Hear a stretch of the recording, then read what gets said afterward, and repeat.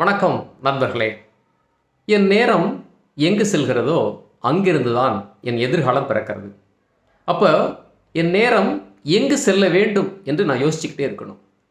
ஏன்னா எந்த துறையில் சாதிக்கிறதாக இருந்தாலும் சரி, நீங்கள் ஒவ்வொரு மணி நேரமும் அதற்காக முயற்சி எடுக்கிறீங்க, அதற்கான தேடலில் இருக்கீங்க, அது பற்றியும் சிந்திச்சுக்கிட்டு இருக்கீங்க. அப்போ உங்கள் நேரம் எவ்வாறு செலவிடப்படுகிறது, யாருக்காக செலவிடப்படுகிறது, எதற்காக செலவிடப்படுகிறது அப்படின்னு திருப்பி திருப்பி நேரத்தை கேள்வி கேட்டுக்கிட்டே இருக்கீங்க. காலையில் நான் என்ன பண்ணிகிட்ருக்கேன், மத்தியானம் என்ன பண்ண போகிறேன், சாயந்தரம் என்ன பண்ணணும்.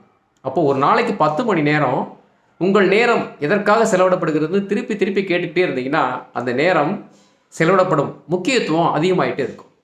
அப்போ மீண்டும் மீண்டும் அந்த கேள்வி எழுகிற போது நம்மளுடைய சிந்தனைகள் வளர்ச்சியை நோக்கி பயணிக்கும். இப்போ உதாரணத்துக்கு பாருங்களேன், ஒரு பிரச்சனைனா கடவுள்கிட்ட போய் வேண்டுறோம், ஒரு தேவைனாலும் கடவுள்கிட்ட போய் கேட்குறோம். அப்போது கடவுள் எல்லாவற்றையும் கொடுப்பவராக இருக்கிறார், எல்லாவற்றையும் நிறைவேற்றுபவராக இருக்கிறார். அப்போ கடவுள் தான் இந்த உலகத்தில் எல்லாருக்குமான ஒரு நம்பிக்கை நட்சத்திரம். அதே மாதிரி தான் நேரம் கூட. உங்கள் ஒவ்வொரு மணி நேரமும் பயனுள்ளதாக மாறினா ஒரு நாள் அந்த நேரம் கடவுளாகவே மாறும். நீங்கள் நினச்சதெல்லாம் வாங்க முடியும், உங்களுக்கு கேட்டதெல்லாம் கிடைக்கும். அப்போ நேரம் நம் கடவுளாக மாறுகிற அளவுக்கு நேரத்தை பயன்படுத்தணும். இப்போ ஒவ்வொரு மணி நேரமும் நான் எதற்காக செலவிடுகிறேன், யாருக்காக செலவிடுகிறேன், என்ன நோக்கத்திற்காக செலவிடுகிறேன் கேள்வி கேட்டுக்கிட்டே இருங்க. ஒரு நாள் அந்த நேரம் கடவுளாகவே மாறி இருக்கும். மற்றொரு பகுதியில் சந்திக்கலாம். நன்றி.